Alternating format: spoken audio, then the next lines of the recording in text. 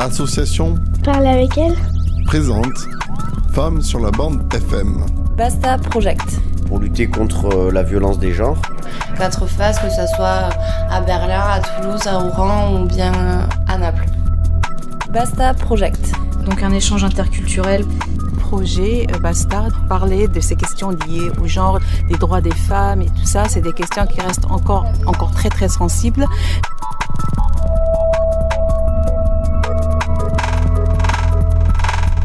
Basta Project, pour toi, c'est quoi ? Stop. C'est stop.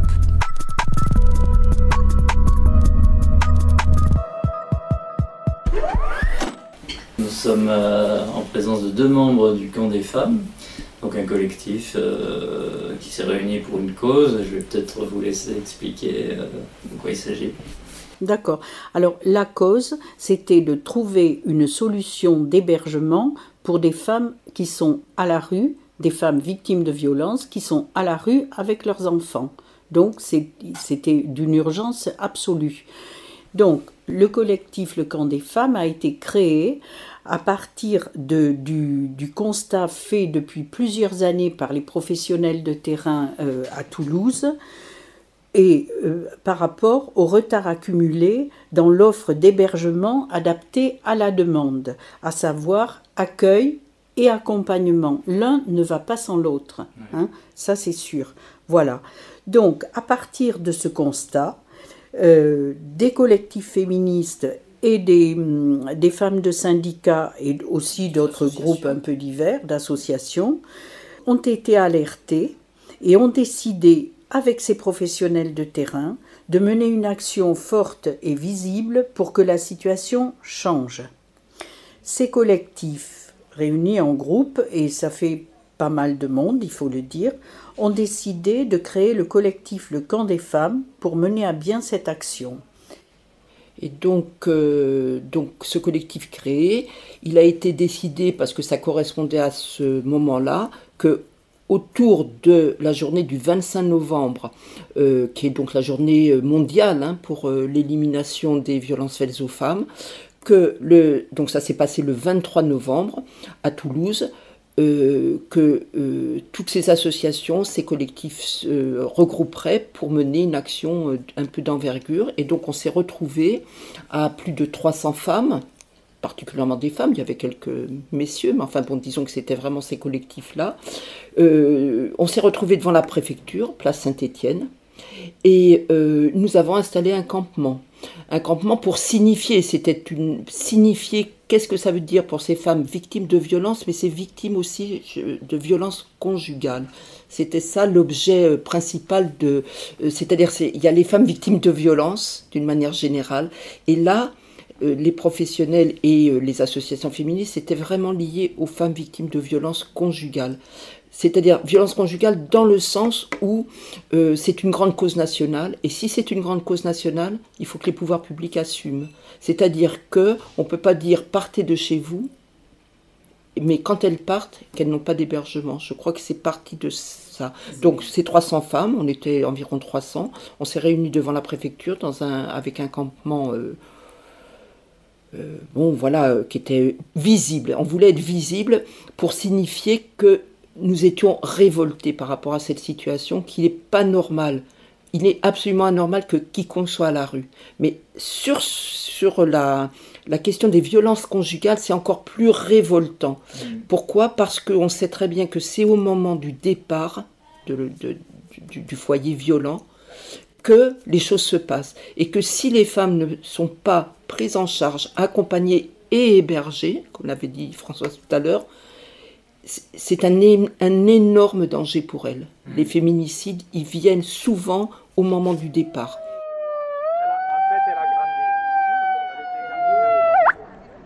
Aujourd'hui, à Toulouse, des femmes victimes de violences conjugales se retrouvent à la rue sans solution d'hébergement continu.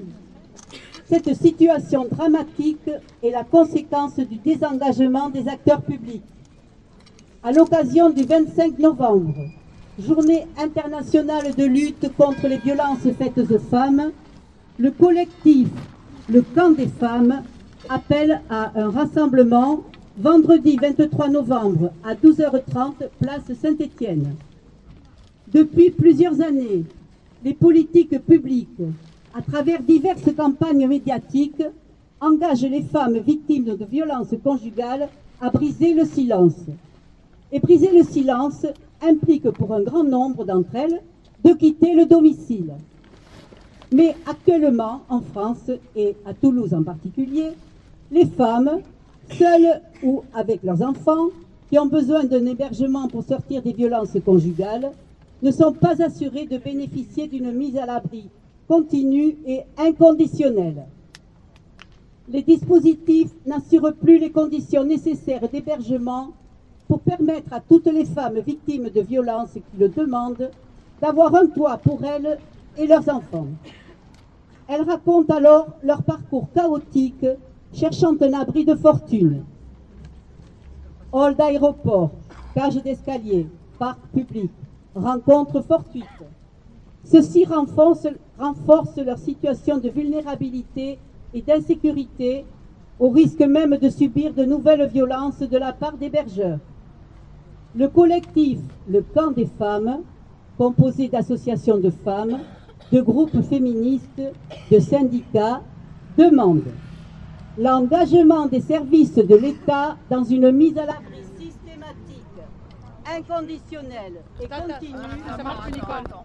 Parce que c'est la revendication, c'est important. Oui, c'est pour ça que ça a coupé. Dès qu'on parle de revendication, ça coupe. Alors, je vais crier l'essentiel.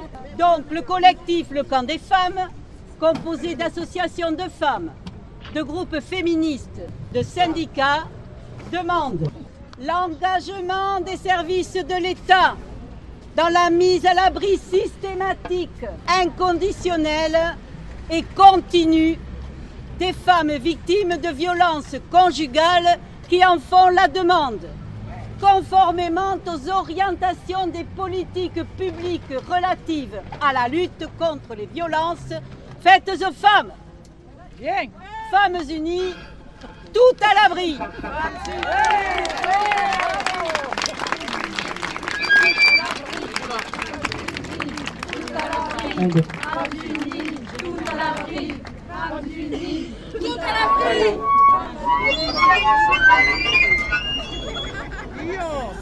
On s'est réunis et donc on s'est, voilà, on a campé peu de temps. Pourquoi ? Parce que c'était une action symbolique, mais nous avons eu la préfecture a donné un rendez-vous ce jour-là, c'est-à-dire a accepté de nous recevoir. Le premier, donc le campement a été levé, a été remis, parce que quand on est sorti de la préfecture, il faut bien le dire que lors de ce premier rendez-vous, on n'a rien obtenu. Il faut vraiment dire les choses telles qu'elles sont. Ils nous ont écoutés avec une oreille attentive, mais bon, de fait, c'était plus pour nous écouter que pour nous dire, voilà, on engage notamment des financements pour mettre à l'abri les femmes victimes de violences conjugales.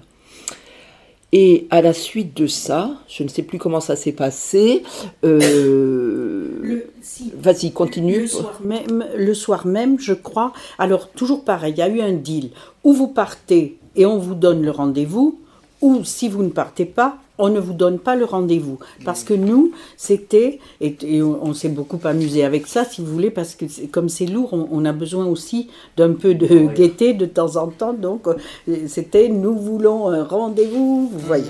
Bon, finalement, avec des négociations un peu compliquées, mais quand même, à la fin de l'après-midi, je crois, on a eu au moins le rendez-vous, le vrai rendez-vous de janvier. Voilà. Non, de décembre. Ça, c'était le premier rendez-vous. 2 décembre avec la sous-préfète. Voilà.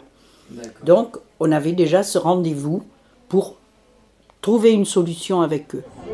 Alors, ce qu'on doit vous dire, c'est que le rassemblement ici n'a pas été avalisé par la préfecture et que notre demande de rendez-vous n'a pas été obtenue jusqu'à présent, que je crois qu'il faut faire pression là-dessus, qu'il faut aussi que tous les gens qui ont ici des smartphones prennent des photos et commencent à envoyer sur les réseaux sociaux et à tous les médias pour expliquer que nous sommes là et que nous avons besoin d'être soutenus, d'être rejointes pour que enfin nous puissions au moins avoir une entrevue avec la préfecture pour expliquer nos revendications. Bonjour, juste un mot pour vous dire que depuis des semaines, le 115 est mobilisé pour dénoncer le manque de place pour les personnes qui sont à la rue. Il faut savoir que plus de 90% des appels au 115 n'aboutissent pas et que quotidiennement, il y a 192 personnes en couple ou en famille et 65 personnes isolées à la rue. Voilà, donc on distribue les tracts et rendez-vous le 4 décembre devant le 115. Merci.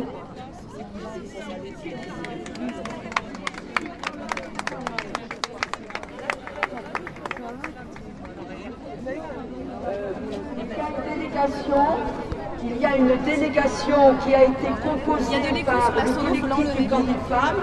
Nous sommes 4 et nous allons nous approcher vers la préfecture pour demander à être reçus. Donc il y a, comment elle s'appelle, Claude, il y a, qui est-ce qu'il y a encore Françoise, il y a Cathy et il y a moi-même. Donc on va s'approcher de la préfecture pour demander d'avoir un rendez-vous. Voilà. Voilà, et donc c'est effectivement lors de ce, on va dire, second rendez-vous, le premier a été un peu arraché, le deuxième a été proposé. Nous y sommes allés, nous étions une délégation de 4 ou 5 du camp des femmes. Bon, et là, effectivement, lors de ce second rendez-vous, avec donc en présence de la sous-préfète, Madame Opillard, Monsieur Leroy, le directeur départemental de la cohésion sociale, de la préfecture de la Haute-Garonne, entre autres, parce qu'il y avait aussi 2 autres personnes qui étaient là, enfin des représentants de l'État, on va dire. Après une discussion un peu âpre, ils ont lâché le fait qu'ils s'engageaient à, jusqu'à la fin de la trêve hivernale, c'est-à-dire le 31 mars, à ce qu'aucune femme victime de violences conjugales se retrouve sans solution pendant ces 3 mois, on va dire, hein, c'était janvier, février, mars.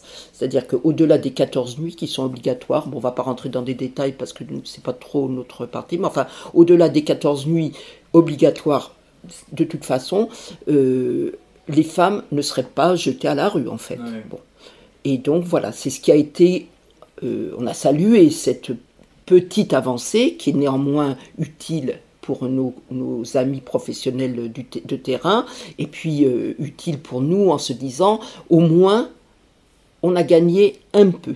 On a gagné un peu, et surtout, de sécuriser ces femmes avec ces enfants. Oui. Ça, c'est clair, parce que la rue... c'est d'une violence absolue pour ces femmes et pour les enfants aussi. Voilà. Et ça, c'est inadmissible, si vous voulez. C'est même incompréhensible qu'on ne trouve pas de solution. Bon. Parce que légalement, ce serait à l'homme violent de partir de... Ah, ça c'est clair. Voilà. Ça devrait être à l'homme violent, mais ce qui n'est pas le cas. Aujourd'hui, sauf s'il y a des choses qu'on ne connaît pas d'un point de vue de la législation, dans la plupart des cas, c'est la femme qui s'en va. Et la femme qui s'en va, elle peut aussi venir d'un autre département. Elle peut arriver à Toulouse parce que, pour X raisons. Et c'était une de nos revendications, c'était inconditionnel. Ouais. C'est-à-dire d'où qu'elles viennent.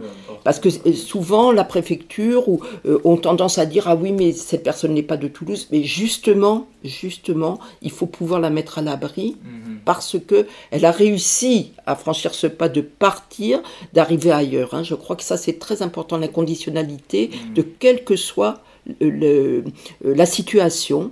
Dès lors que la femme est victime de violence, avec ou sans enfant, elle doit pouvoir être mise à l'abri, mise en sécurité et accompagnée. Donc ça a été... Voilà. Parce que c'est vrai, je crois, hein, Nicole, que dans la loi, c'est l'homme violent qui doit quitter le domicile, entre guillemets, conjugal. Ouais. Bon, et en fait, dans la réalité, ça n'est pas vrai. Ça n'est pas vrai. Parce que, si vous voulez, à moins de mettre un policier devant la porte ou un garde, le mari violent ou le conjoint violent va revenir et voilà, parce qu'il faut le dire, aujourd'hui nous sommes à 14 femmes depuis le 1er janvier victimes de féminicide. C'est une année terrifiante, un début d'année. Une des premières à Bellefontaine. Voilà, la première en France, à Toulouse. Ouais. Et justement, on a eu aussi un grand fait divers là récemment qui a même choqué la ministre sur la défenestration. Oui, de cette dame qui était partie. Qui montre bien l'exemple qu'elle n'avait aucun logement à l'extérieur et elle a été défenestrée et elle a même été coupable. Oui, c'était de victime, elle est redevenue coupable. C'est ça. Parce qu'elle était revenue chez elle, alors qu'elle avait porté plainte et qu'elle n'avait pas de solution d'hébergement, en fait. C'est vrai que ça, c'est vraiment...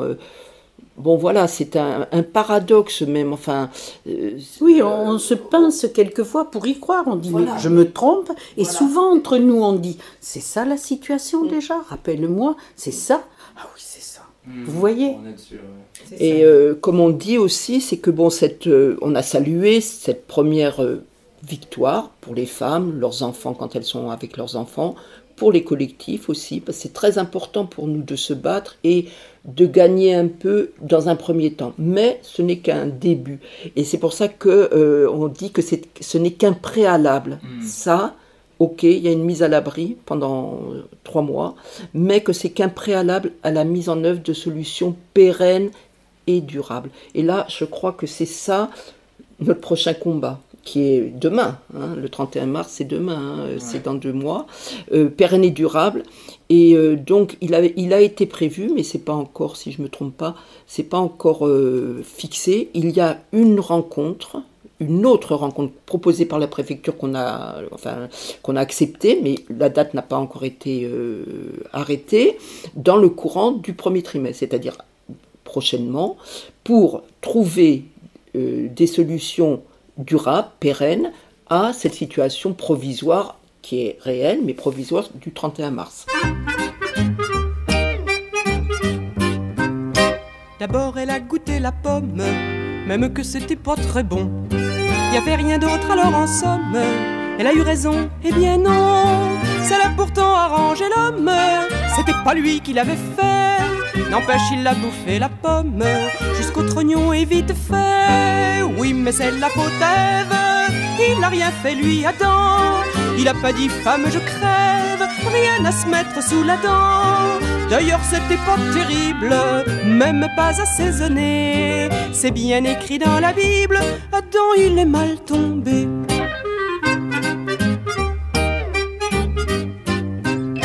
Après ça quand Dieu en colère leur dit avec des hurlements, manque une pomme à l'inventaire, qui l'a volée c'est toi Adam. Ève s'avance à fanfaronne et dit mais non papa c'est moi. Mais d'ailleurs elle était pas bonne, faudra laisser mûrir je crois. Alors c'est la faute à Ève s'il les a chassés d'en haut. Et puis Adam a pris la crève, il avait rien sur le dos. Ève a dit attends je cueille des fleurs, c'était trop petit, fallait une grande feuille pour lui cacher le zizi.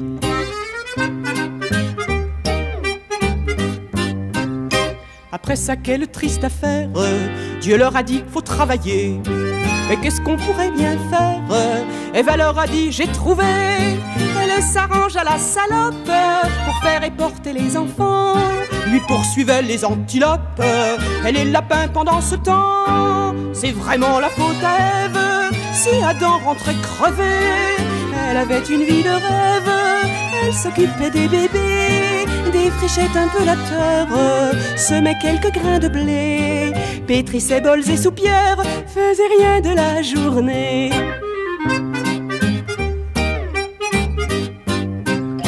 Pour les enfants, ça se complique. Au premier fils, il est content. Mais quand le deuxième rapplique, il devient un peu impatient. Le temps passe, Adam fait la gueule. Il s'aperçoit que sa nana va se retrouver toute seule avec 3 bonhommes à la fois. Là, c'est bien la faute à Ève, elle n'a fait que des garçons. Et le pauvre Adam qui rêve de changer un peu d'horizon, lui faudra encore attendre de devenir grand-papa pour tâter de la chair tendre, si même il va jusque-là.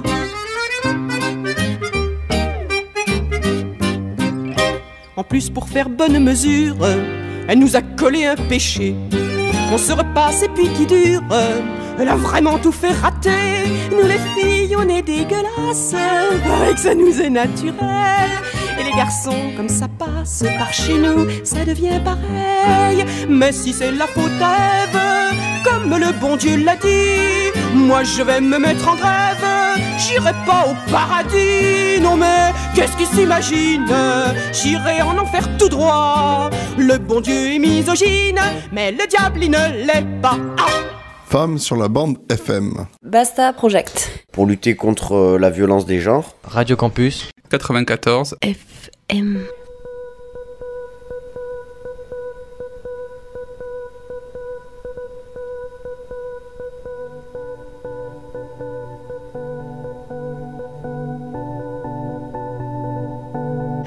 Donc moi je suis Alissa Rabar, je suis présidente et porte-parole de l'antenne 31 d'Oser le féminisme depuis 2 ans environ. Oser le féminisme du coup c'est une association nationale qui a à peu près 25 antennes dans toute la France, 26 bientôt parce qu'il y a une antenne qui est en train de se monter à Lyon. Et du coup on travaille en réseau au niveau national mais aussi on a une espèce d'indépendante d'antenne locale et ça nous permet de former des partenariats et d'agir sur les territoires directement.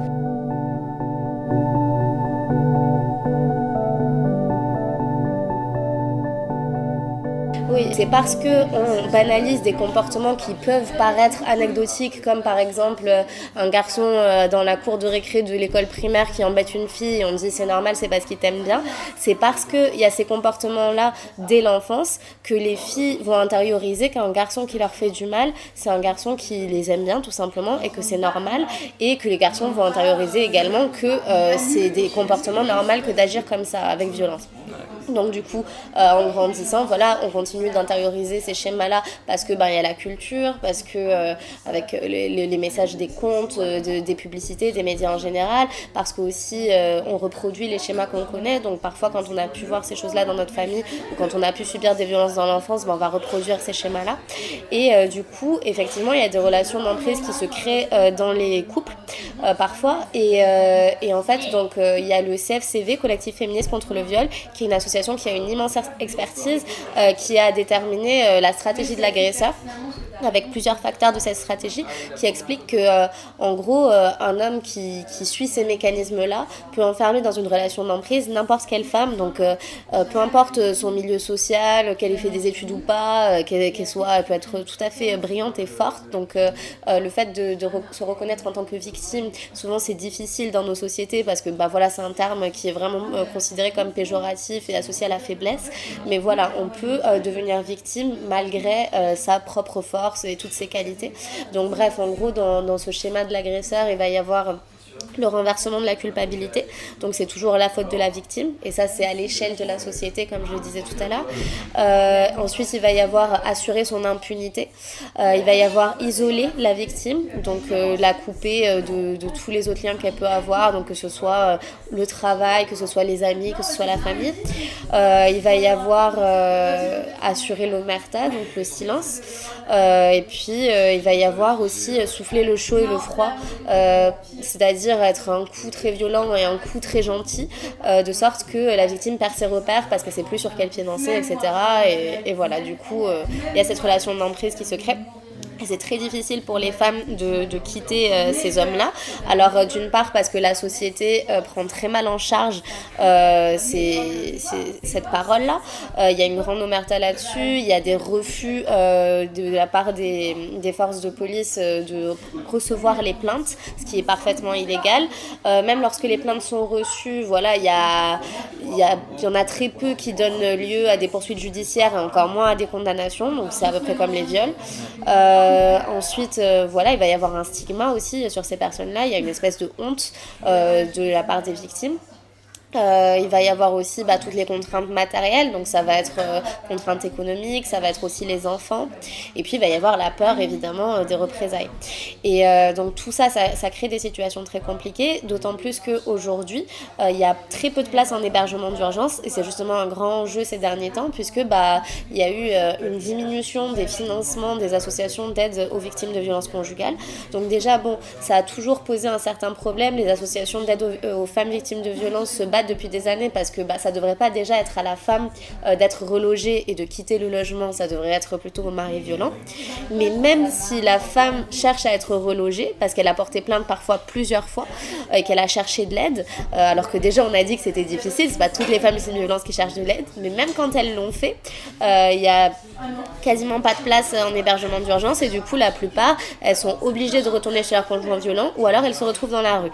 Et franchement c'est dramatique. Donc récemment il y a eu ce qui passe dans les faits divers, mais ce qui n'en est pas, puisque c'est une violence systémique, il y a une femme qui a été défenestrée par son conjoint. Donc cette femme est désormais paraplégique à vie. Donc là pour le coup il y a eu des poursuites. L'homme a pris, l'agresseur a pris je crois 15 ans d'emprisonnement, donc c'est quand même une peine conséquente. Et la justice a décidé que la femme devait toucher une indemnisation de 90 000 €. Sauf que l'instance qui s'occupe justement des indemnisations a refusé de payer l'intégralité de cette somme et lui a versé seulement je crois 67 000 €. Pourquoi ? Parce qu'en fait, cette femme était allée voir les forces de police ce soir-là parce qu'elle était inquiète, parce que son mari était très en colère et qu'elle avait peur. Et du coup, on lui a dit « Ne rentrez pas chez vous ce soir ». Du coup, elle a contacté ses amis qui habitent dans une autre ville qu'elle et elle n'avait pas de transport, personne ne lui a répondu, donc elle n'a pas pu y aller. Elle a appelé le 115 qui est censé être un numéro d'urgence, sauf qu'on lui a dit qu'il n'y avait pas de place en hébergement d'urgence. Donc elle avait le choix entre dormir dans la rue ou rentrer chez elle. Elle a fait le choix de rentrer chez elle et maintenant elle est considérée comme partiellement responsable de la violence qu'elle a subie et qui l'a rendue paraplégique à vie, et du coup c'est quelque chose auquel elle n'échappera plus jamais, sans compter le traumatisme qu'il y a derrière. Et vraiment la violence symbolique de cette décision de dire qu'une victime peut être même partiellement responsable de la violence qu'elle subit, c'est catastrophique. Et vraiment il y a tout un travail de changement des mentalités et aussi de formation des personnels d'accueil de ces femmes, que ce soit dans les milieux hospitaliers, judiciaires, policiers, etc. Et à l'échelle de la société en général. Là, il y a vraiment, ça fait longtemps que c'est vraiment une urgence d'agir sur ces sujets-là. Parce que des femmes meurent tous les 2,7 jours sous les coups de leur conjoint, et c'est un nombre qui ne diminue pas d'année en année. Ça reste absolument constant. Et récemment à Bellefontaine, je crois même qu'on était le premier meurtre. Premier féminicide de 2019. Eh ben merci bien. Avec plaisir.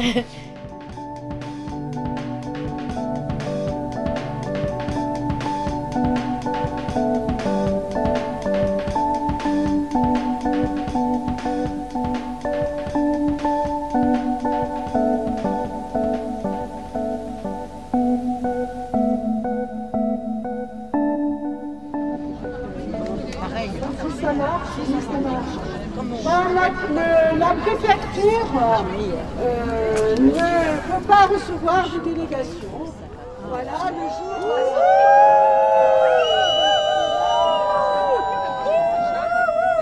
Ce qui est quand même un signal fort donné au moment du 25, enfin de la semaine de violence faite contre les violences faites aux femmes, et le mépris dans lequel la préfecture nous tient pour ne pas accepter de recevoir une délégation, alors même que ce que nous réclamons, c'est que les femmes qu'on incite à partir de chez elles puissent le faire et trouvent des solutions d'hébergement.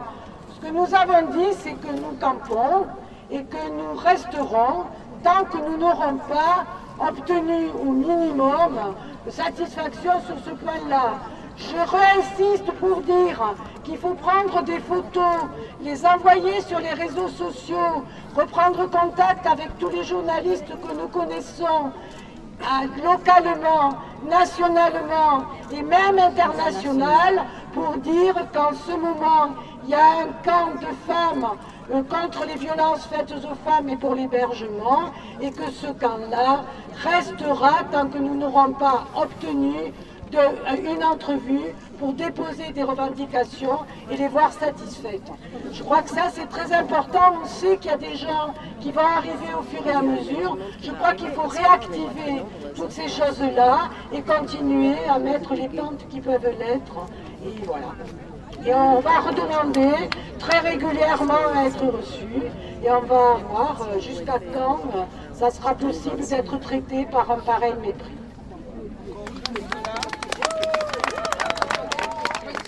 Et ce qu'on demande, j'essaye de revoir ce qu'on dit, c'est qu'on veut... il y a une nécessité de mettre en œuvre concrètement des politiques publiques destinées aux femmes victimes de violences conjugales. Et donc, ça veut dire qu'il faut qu'il y ait une enveloppe, une réelle enveloppe financière pour ça, parce que c'est de l'argent qu'il faut, qui soit dédié strictement à la mise à l'abri durable, hein, voilà.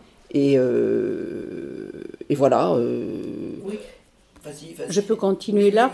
Et donc, pour continuer ce qu'a dit Nicole, en fait, si vous voulez, la lutte, le combat, il est toujours vivant, il est toujours là. Et donc, on tape un peu tous azimuts. Donc, la nouvelle étape, là, c'est une lettre à la ministre, Madame Gouraud, de la cohésion sociale, je crois. Oui, c'est c'est Madame la ministre de la cohésion des territoires et des relations avec les collectivités. Voilà, puisque ça se fera en relation, ce ministère et les collectivités territoriales. Oui. Voilà, donc là, c'est l'action qu'on vient de mener là, c'est cette lettre, évidemment, qu'on envoie recommander avec accusé de réception. On va attendre la réponse. Et puis, si vous voulez, tout en attendant cette réponse, on va continuer à réfléchir où on peut faire pression, où on va pouvoir faire levier. Ça, c'est très important. Voilà. Il faut, comment vous dire, il ne faut pas que la mobilisation retombe, parce que sinon, on repart comme avant. Voilà. Donc là, je dirais, on est déterminés, nous sommes déterminés, tout le collectif, ce camp des femmes, à continuer les actions jusqu'à ce que des solutions soient trouvées sur la durée.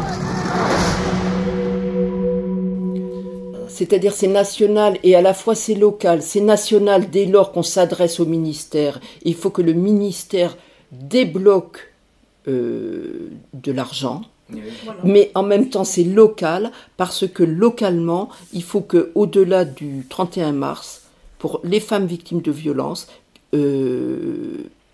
violence et violence conjugale puissent être assurées d'une solution pérenne. Je crois que c'est ça. Et y compris pour nos amis qui sont des professionnels de terrain, même là, pendant les 3 mois, elles nous ont dit, c'est vrai que c'était très différent les entretiens avec ces femmes. Parce que quand il y a une solution, même qui est, bon, somme toute pas définitive, mais enfin une solution qui n'est pas que les 14 nuits, ça change, y compris l'accompagnement, y compris que les femmes sont soulagées, elles-mêmes sont soulagées de pouvoir apporter des solutions. Et c'est sur ça qu'on va rester, qu'on est déterminé, le collectif, qu'on est mobilisé, et que les actions, elles doivent être décidées collectivement. Il y en a une, c'était la lettre à la préfecture. La seconde, ça va être le rendez-vous proposé donc par... dans le courant là, du mois de février, je pense que ça va être arrivé. C'est-à-dire que ça ne va pas être 50 000, nous on ne veut pas avoir 50 000 réunions de travail. On veut s'assurer qu'il y ait des sommes qui aient été dédiées pour ces hébergements et ces accompagnements. Et puis, bien sûr, il y aura le 8 mars, mais on ne va pas attendre que le 8 mars. Oui. On ne veut pas que des dates anniversaires, on veut que ça soit une mobilisation vraiment qui s'inscrive aussi dans la durée. Et donc le 8 mars, évidemment, il y aura la question de l'hébergement et des violences faites aux femmes, mais on n'attend pas le 8 mars. On est aujourd'hui encore, et on sera, même après le 8 mars, en mouvement, tant qu'il n'y aura pas de solution réelle donnée et avec des garanties, hein, bien sûr, il faut des garanties, que ce soit pour nos amis du 115, que ce soit pour nos amis les professionnels de terrain. Hein. Voilà. Et ce qu'a dit Nicole, je trouve très très important, il faut insister, que dans la mesure, comme elle l'a dit, où on peut proposer, au moins jusqu'au 31 mars, une solution à ces femmes victimes de violences conjugales, effectivement, les entretiens se font de façon différente, et à ces femmes, ça leur redonne un peu de force, vous comprenez, parce que être victime de violences conjugales, ça vous hache. Point. Donc, ça leur redonne de la force pour elles-mêmes aussi continuer, entreprendre de se reconstruire, de faire les démarches administratives et tout ça. C'est ça qui est important. Aussi grand que ma gueule, si les femmes chantent fort, c'est qu'elles ont à dire. Foutez la paix à nos corps et à nos désirs. La porte, je sais l'ouvrir seule, tout aussi grand que ma gueule, aussi grand que ma gueule. Si les femmes... Ah merde, mais... Donc, qui est à l'origine de ce dispositif aujourd'hui ? L'origine, c'est un collectif de femmes qui s'est réuni et qui se sont... Bon, et après, il y a le soutien de plein... Sur le communiqué, il y a plein d'associations, de partis, d'organisations qui soutiennent. Mais surtout, c'est un collectif qui s'est réuni parce que c'est insupportable de laisser des femmes à la rue alors que les politiques publiques les incitent à briser le silence et à partir. Il faut partir, faut pas. Et c'est ça que disent les pouvoirs publics, hein, les campagnes. Les campagnes disent briser le silence aux femmes, ne supportez plus les violences, partez et on va vous aider. Et en fait, les femmes qui partent, elles ont 15 jours d'hôtel et après elles se retrouvent à la rue. On n'a pas la certitude que les femmes vont rester dans le dispositif. Alors il y en a des fois qui restent, il y en a qui... Chaque cas est différent, donc nous, on a vu trop de femmes rester à la rue après une mise à l'abri temporaire. Et voilà, soit elles sont obligées de rentrer chez elles, soit elles se retrouvent dans la précarité la plus extrême. Voilà. Donc nous, c'est ça qu'on veut changer. Christine. Ce qui est sûr, c'est que par les circuits, parce qu'il y a des circuits que nous, on n'est pas trop au fait, mais que ce soit une femme victime de violence qui appelle le 115, ou que ce soit lors des permanences, puisqu'il y a des permanences d'accueil à la Piave, ou dans d'autres associations, au Lab d'Agouze, ou d'autres, dès lors que ces femmes sont reçues et qu'elles demandent un hébergement, là, d'après ce que toutes nos amies nous ont dit, il y a des solutions, en tous les cas jusqu'au 31 mars, ça c'est sûr. C'est pas comme avant, justement avant cette action, où, puisqu'il y a 14 nuits qui sont, pour des femmes avec enfants, en tous les cas... assuré, quoi. Enfin, ça, au-delà des 14 nuits, c'est assuré. Ça, d'après ce que l'on sait, ce que nous ont dit toutes les personnes qui travaillent avec les femmes, quand elles les reçoivent, les accompagnent. Donc déjà, ça c'est une solution. Après, nous, les circuits, exactement comment ça se passe, on ne sait pas, mais elles nous l'ont bien confirmé qu'aujourd'hui, depuis le mois de décembre, après cette réunion, elles nous ont confirmé que ça a changé. Voilà, et on voit que là, ça a été évidemment une victoire de montrer notre détermination, notre force, d'être 300 place de la préfecture et tout ça. C'est vrai que les luttes payent, même si c'est jusqu'au 31 mars, mais enfin, disons, la situation est au moins sécurisée pour les femmes et les enfants, éventuellement, qui sont dans cette situation victimes de violence. Voilà. Ça paye d'autant plus, d'après ce que l'on a échangé entre nous, c'est que nos amis les professionnels de terrain, ça fait des années qu'elles le disent. C'est pas comme si elles ne l'avaient pas dit. Sauf que là, on est un collectif. Donc le fait d'être un collectif de différentes associations, de différents syndicats, de différents regroupements de quartiers, etc., fait que ça fait une pression qui est très différente, y compris il nous semble qu'au niveau de la préfecture, l'écoute n'est pas la même. Ouais, c'est pas simplement les professionnels qui redisent depuis des Depuis années la des même années. chose sans être entendus. C'est ça. Donc c'est un peu ça qui change. C'est dans ce sens-là qu'on veut absolument conserver ce collectif pour faire pression, pour se mobiliser, et puis aussi pour soulager ces femmes aussi, parce que c'est quand même, c'est pas simplement de la théorie, parce que c'est de la vraie réalité. C'est ça. Et ça, je crois que c'est quelque chose dont on s'est emparé, on s'en était emparé en tant que féministe depuis de nombreuses années, les violences faites aux femmes, mais là on a touché du doigt réellement ce que ça voulait dire, et se mobiliser et de gagner un peu, hein, on insiste bien, on a gagné jusqu'à la trêve. Voilà. Et ça permet aussi toutes ces associations regroupées, je crois qu'on est à peu près une vingtaine, non, quand même, de aussi mettre ensemble nos réseaux, vous comprenez? Oui. Et ça c'est très important de pouvoir, du coup, ça augmente l'écho qu'on peut avoir, voilà. Donc le prochain rendez-vous, on vous en fera part, parce qu'il y aura un rendez-vous à la préfecture, donc on ne sait pas sur quelle modalité, est-ce qu'on appuiera les personnes qui iront, est-ce qu'il y aura de nouveau un rassemblement, bon ça c'est décidé en assemblée générale, on se réunit à peu près tous les 15 jours, hein, où il y a quand même beaucoup de monde qui vient encore, hein, et donc ça sera de toute façon avant le 8 mars, il y aura le 8 mars aussi comme moment de mobilisation importante, puisqu'il y a aussi la grève des femmes, hein, qui est appelée, et la grève des femmes, c'est à la fois les femmes qui travaillent, mais c'est aussi ce jour-là, en tant que femme, on a des choses à dire, et puis il faut qu'il y ait une solution avant le 31 mars, ça, on en est convaincus, voilà. Oui. Hein, je crois que c'est ça. Hein. Ah oui, de toute façon, là, on ne lâchera rien, de toute façon. Ça n'est pas possible. On ne va pas remettre ces femmes à la rue, c'est pas possible. Ça, c'est hors de question. Mais j'espère qu'il y aura une solution, j'espère. Voilà. D'accord, merci beaucoup. Avec plaisir, merci à vous. Merci.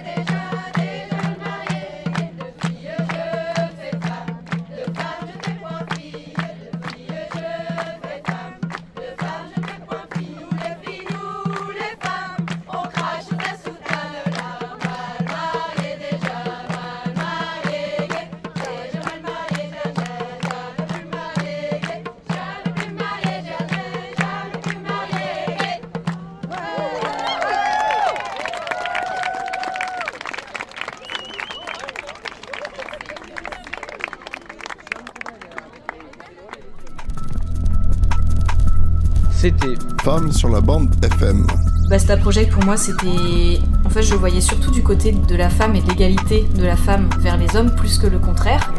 Et c'est vraiment une fois sur le terrain et avec les discussions qu'on a eues avec les membres de l'équipe des différents pays que je me suis dit en fait le genre il faut aussi le questionner sur le masculin et pas que sur le féminin et l'égalité homme-femme. Basta Project.